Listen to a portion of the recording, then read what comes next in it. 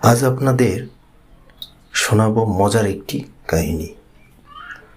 হঠাৎ চাকুরি সূত্রে আদেশ আসলো যাওয়া লাগবে যাদবপুর প্রজেক্টে।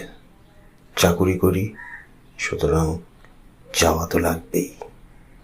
তাই আর দেরি করলাম না, কাপড় চোপড় গুছিয়ে রওনা দিলাম যাদবপুরের উদ্দেশ্যে।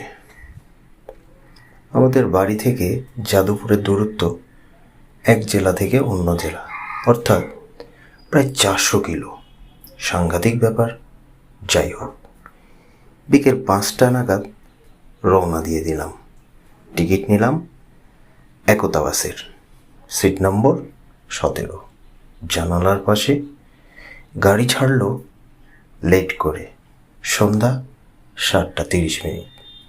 কি আর করার, কিছু খাবার কিনে নিলে উঠে পড়লাম গাড়িতে। ঘন্টা 2 যাওয়ার পরে গাড়ির টায়ার নষ্ট হয়ে গেল। বাসের মধ্যে গ্যাঞ্জাম শুনে তন্দ্রা কাটলো।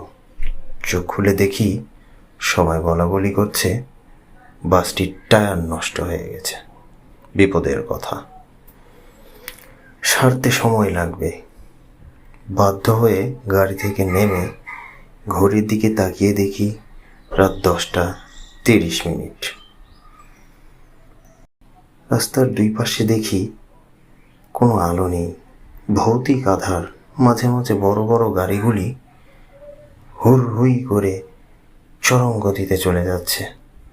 আমার পাশে এক ভদ্রলোক এসে বললেন, দাদা কোথায় যাবেন? বললাম, যাদবপুর।